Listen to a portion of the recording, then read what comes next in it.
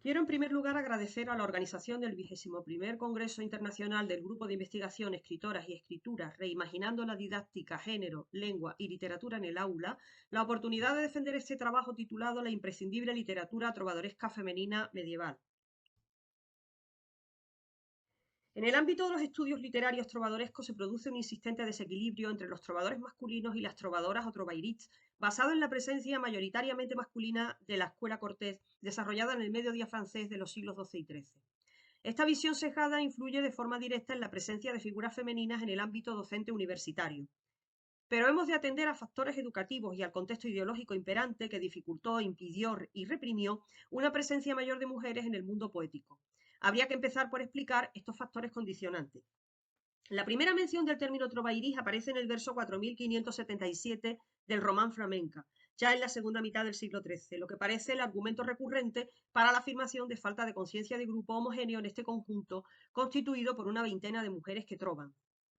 En cuanto a la nómina de poetas, el contexto de la lírica trovadoresca da datos numéricos reveladores de una situación fuertemente desequilibrada entre trovadores y trovairís, ya que de 350 trovadores que compusieron cerca de 2.500 canciones, solo una veintena son mujeres, con un total de 46 textos, corpus editado por Angélica Ríguez en 1991. De las composiciones realizadas por trovairís, 26 son dialogadas frente a 12 cansos. Ahora bien, señala Ana Musón la falta de acuerdo en aceptar todos los diálogos como reales. El problema llevado al extremo es negar la existencia de poesía femenina ya desde el clásico estudio de Jean Roy en 1934, negarla parcialmente como hace Peter Dronk, que cree que los debates son protagonizados por hombres que se hacen pasar por mujeres, o minimizar su valor considerándola un fenómeno marginal, como el caso de Jean-Charles Huchet. Lo cierto es que el conjunto de trovairís ha padecido un exilio crítico, afortunadamente superado por las aportaciones de las últimas décadas. Ese exilio, si bien en cuanto a estudios se va subsanando, desde el punto de vista de la didáctica en el ámbito universitario progresa muy lentamente. Lo cierto es que el estudio de las trovairís en el marco de la poesía trovadoresca no es baladí y no debe ser anecdótico, como lo es habitualmente, con la mención, si acaso, de la Comtesa de Día, la más famosa de las trovadoras. De la nómina de trovairís, 5 cultivan la canción. Son Tibor de San Herón, la Comtesa de Día, Azalaíz de Porcairagues, Castellosa, Clara de Anduza y Vieiris de Romans. Azalaíz de Arquier compone un Salud de Amor y Gormonda de Montpellier un Sirventes. De Tibor de San Herón, nacida hacia 1130, nos ha llegado solo el fragmento de una composición. De ella conservamos la vida y sabemos que fue mecenas de un centro de cultura trovadoresca. La Comtesa de Día, a quien vemos en la lámina en 2 miniaturas, también se sitúa hacia 1140. Es autora de 4 cansos y conservamos su breve vida. Es la trovairí más estudiada y nos ha llegado un texto con partitura musical, que enseguida pongo, que es el único del corpus trovadoresco femenino. Está en el manuscrito de Roy. De ahí también su extraordinaria importancia. De Azalaíz de Porcairagues, aquí la vemos a la Comtesa de Día en un folio del 141 recto del cancionero I, con la vida, la miniatura y las poesías. Decía que de Azalaíz de Porcairagues, datada hacia 1140, conservamos la vida y una sola canción, como vemos en esta lámina. Castellosa, datada hacia 1200, es autora de 3 cansos y se considera que es una gran trovairís, representante del otro amor cortés, cuestionado por muchos críticos. También conservamos, como vemos, su vida. Clara de Anduza es de la primera mitad del XII, dedica sus poesías al trovador y biógrafo Hug de Saint-Cyr. Conservamos una canción y una larga razón explicativa. Vieiris de Romans, de la primera mitad del siglo XIII, dedica su canción a una mujer como caso excepcional. Esto ha generado muchas dudas en la crítica, aunque la rúbrica de los manuscritos no dejan lugar a dudas. Azalaíz de Altier compuso un Salud de Amor que se dirige a otra dama rogándole que perdone a su caballero. Es un texto curioso y extenso, 101 versos. Gormonda de Montpellier, del siglo XIII, ha dejado un sirvente religioso de 220 versos, datado entre 1227 y 1229.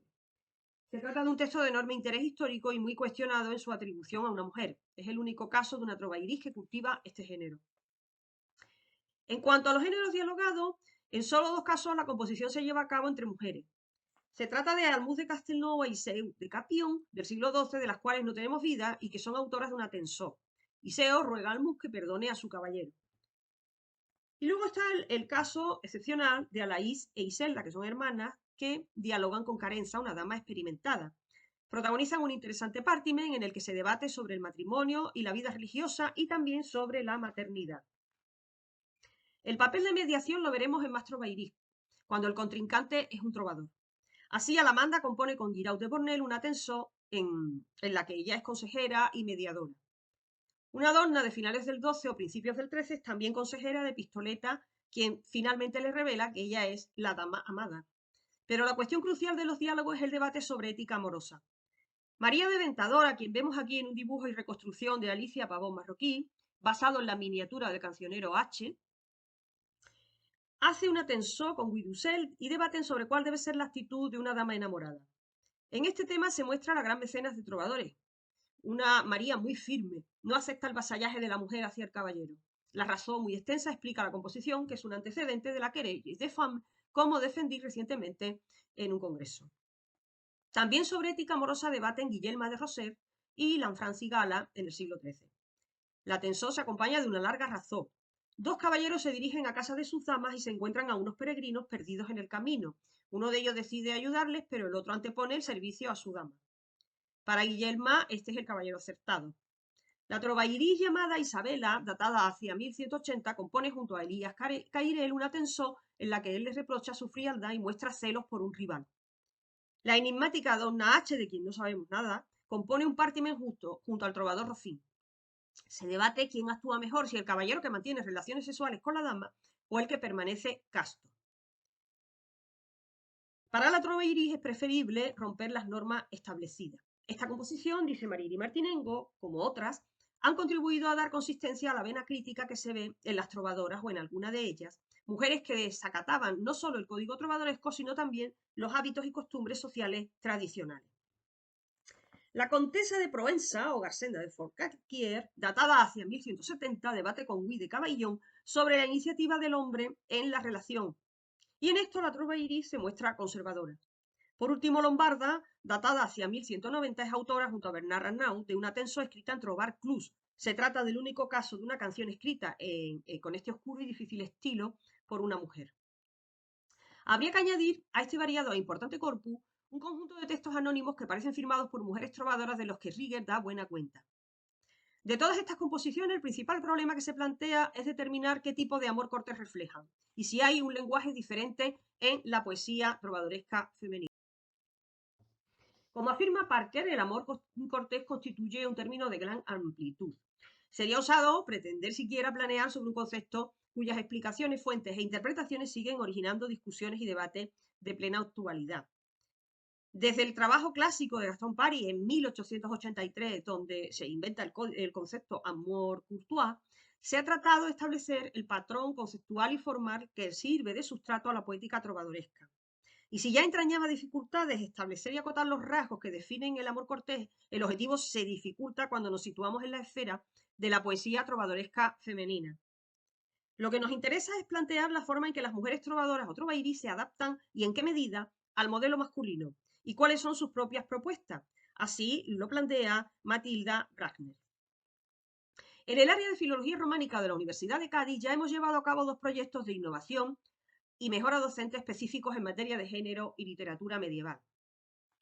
Integración de contenidos y creación de actividades formativas sobre perspectiva de género en las asignaturas del área de literatura románica, en el año 2020-2021. Hay una segunda fase de este proyecto en curso. En ambos se describen como líneas de actuación prioritarias la inclusión de las trovairís en los temarios de literatura románica medieval y se persigue la normalización de este hecho, sobre todo en el marco del amor cortés. Se ha debatido mucho si la teoría amorosa que reflejan estas composiciones representa un sistema poético propio, que parte de la inversión del código sociopoético masculino, Pierre Beck. Y como advertía Peter Dronk, es excesiva la homogeneidad con que se ha querido ver al conjunto global. En el caso de las trovairís, la desventaja se duplica al pretender hacer depender su concepción poética del ideario masculino.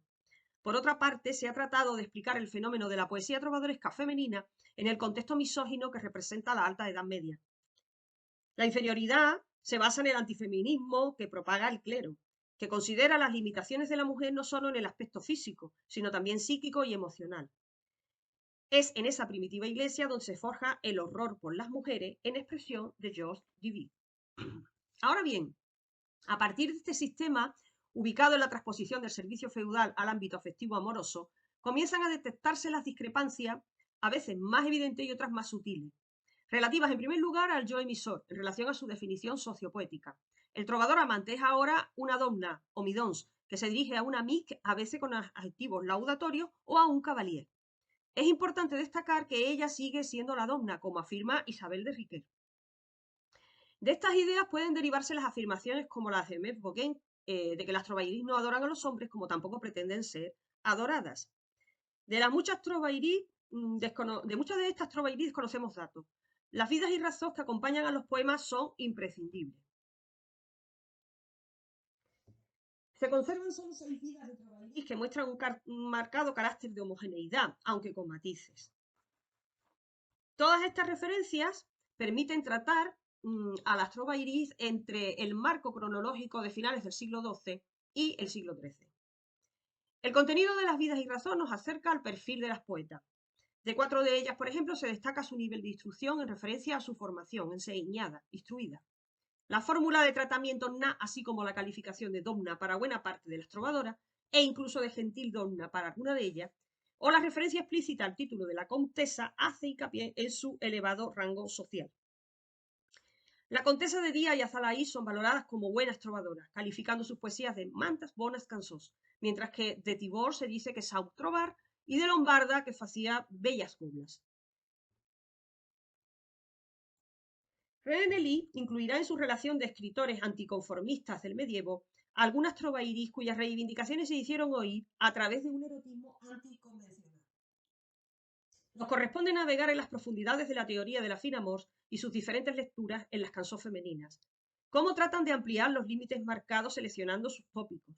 La ausencia del preludio primaveral, la concepción del joy, las manifestaciones del drutz, las fórmulas particulares de vasallaje, la codificación lingüística y sus singulares registros.